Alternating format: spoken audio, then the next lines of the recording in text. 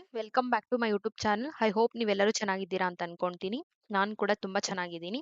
So ಇವತ್ತಿನ ವಿಡಿಯೋದಲ್ಲಿ ನಾವು ಏನ್ ಕಲಿಯೋಣ, ಯಾಕೆ ಈ ವಿಡಿಯೋ ಮಾಡ್ತಾ ಇದ್ದೀನಿ ಅಂತಂದ್ರೆ ಮೈನ್ ರೀಸನ್, ತುಂಬಾ ಜನ ಫ್ರೆಶರ್ಸ್ ಕನ್ಫ್ಯೂಷನ್ ಸ್ಟೇಟ್ ಅಲ್ಲಿ ಇರ್ತಾರೆ.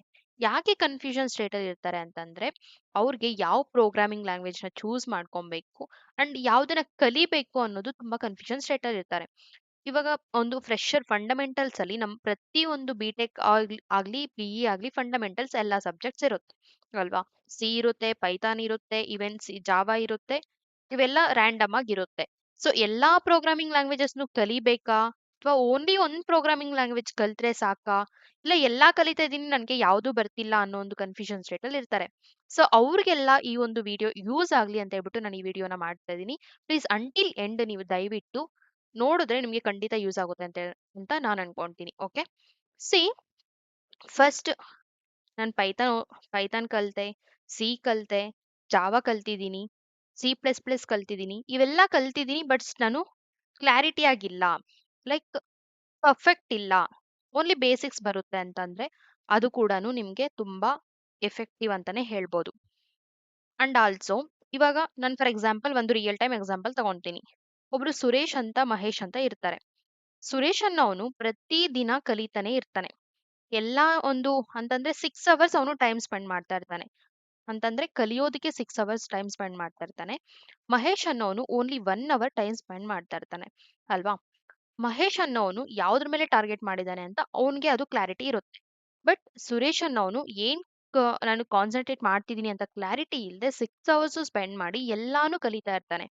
ಬೇಗ ಮಹೇಶ್ಗೆ ಪ್ಲೇಸ್ಮೆಂಟ್ ಆಗುತ್ತೆ, ಸುರೇಶ್ಗೆ ಇನ್ನೂ ಪ್ಲೇಸ್ಮೆಂಟ್ ಆಗಿರಲ್ಲ.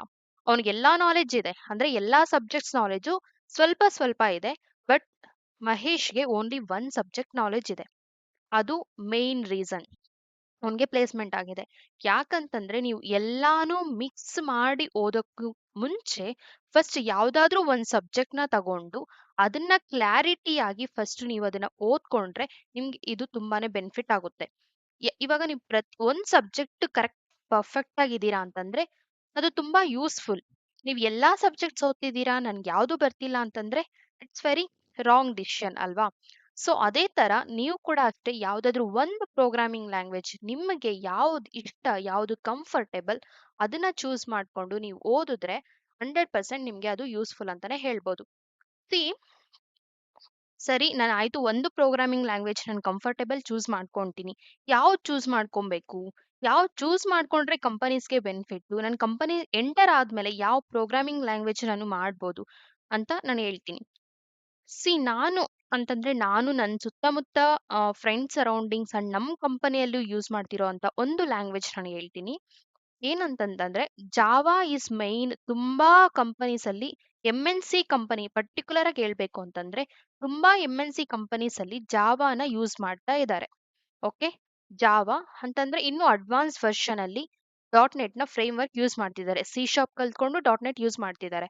ಇದು ನಮ್ಮ ಕಂಪನಿಯಲ್ಲಿ ಯೂಸ್ ಮಾಡ್ತಿರೋದು.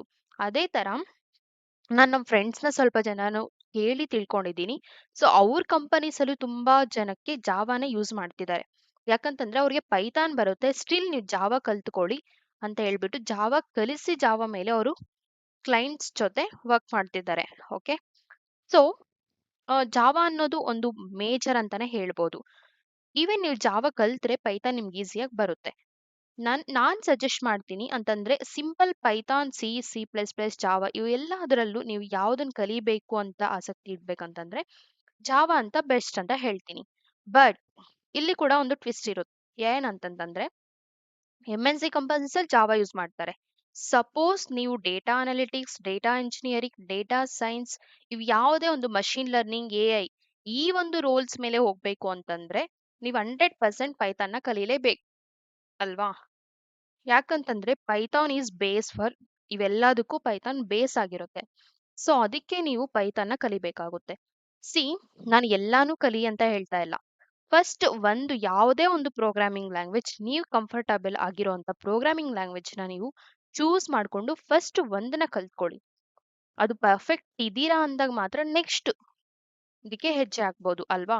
ಸೊ ಅದಕ್ಕೆ ನಾನ್ ಸಜೆಷನ್ ಮಾಡ್ತಿರೋದು, ಸಾರಿ, ಅದಕ್ಕೆ ನಾನ್ ಸಜೆಷನ್ ಮಾಡ್ತಿರೋದು ಏನಪ್ಪಾ ಅಂತಂದ್ರೆ ನೀವು ಯಾವುದಾದ್ರೂ ಒಂದನ್ನ ಚೂಸ್ ಮಾಡ್ಕೊಳ್ಳಿ ಅಂತ ನಾನು ನಿಮಗೆ ಸಜೆಷನ್ ಕೊಡ್ತೀನಿ. ನೀವು ಫಾರ್ ಎಕ್ಸಾಂಪಲ್ ನಾನು ಸುರೇಶ್ ಮಹೇಶ್‌ದು ಹೇಳ್ದೆ. ಸುರೇಶ್ ಒಂದ್ ಮೇಲೆ ಟಾರ್ಗೆಟ್ ಮಾಡ್ದ. ಅವನು ಆರಾಮಾಗಿ ಪ್ಲೇಸ್‌ಮೆಂಟ್ ಅಲ್ಲಿ ಪ್ಲೇಸ್‌ಮೆಂಟ್ ಆದ. ನಾನು ಕೂಡ ಮಾಡಿರೋಂಥ ಮಿಸ್ಟೇಕ್ಸ್ ಇದೆ. ನಾನು ಒಂದು ಟಾರ್ಗೆಟ್ ಮಾಡಿ ಓದದೇ ಇರೋದಕ್ಕೆ ನಂಗೂ ಸ್ವಲ್ಪ ಲೇಟ್ ಆಯ್ತು. ಓಕೆ. ಸಿ ಯಾವುದೇ ಒಂದು ಪ್ರೋಗ್ರಾಮಿಂಗ್ ಲ್ಯಾಂಗ್ವೇಜ್ ನೀವು ಪರ್ಫೆಕ್ಟ್ ಆದ್ರೆ ಯು ವಿಲ್ ಗೆಟ್. ನೀನ್ ಏನ್ ಅನ್ಕೊಂಡಿದ್ಯೋ ಎಲ್ಲಾನು ಸಾಧನೆ ಮಾಡ್ಬೋದು.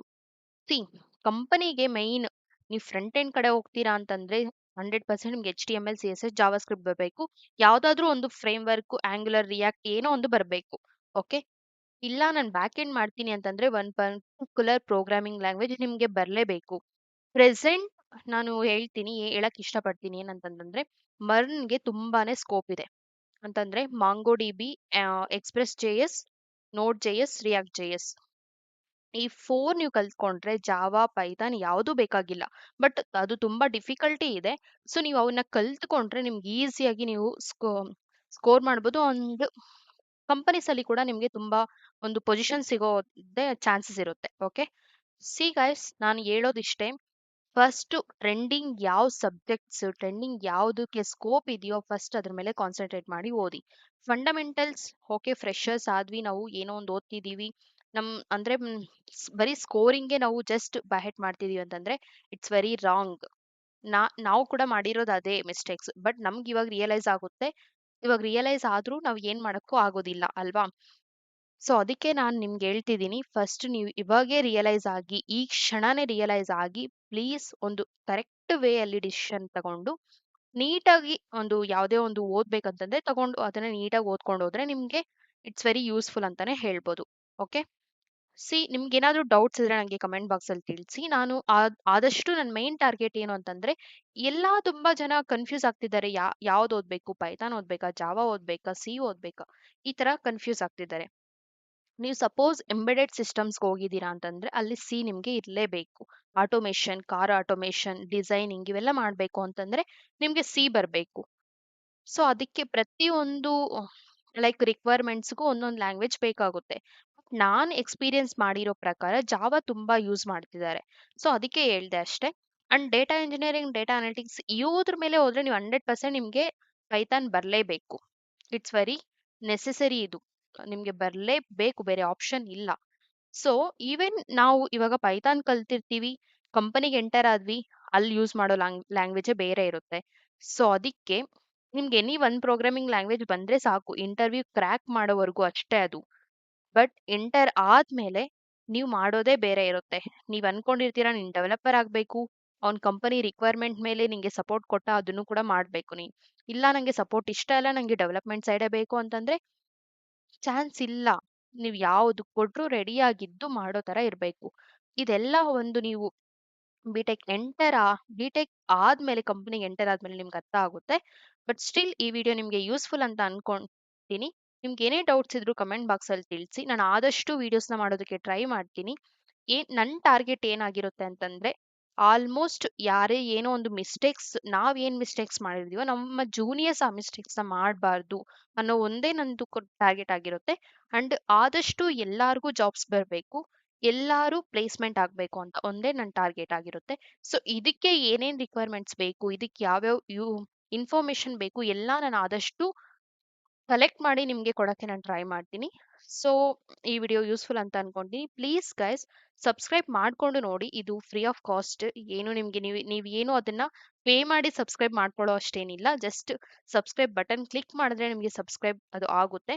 ನಮ್ಗೆ ಅದು ಎನ್ಕರೇಜ್ಮೆಂಟ್ ಮಾಡ್ದಂಗಿರುತ್ತೆ. ನನಗೆ ಆದಷ್ಟು ಒಂದು 1000 ಸಬ್ಸ್ಕ್ರೈಬರ್ಸ್ ಮಾಡಿಸ್ಕೊಡಿ ಅಂತ ಹೇಳ್ಬಿಟ್ಟು ನಿಮ್ಮ ಹತ್ರ ನಾನು ಕೇಳ್ಕೊಂತೀನಿ. It's my request.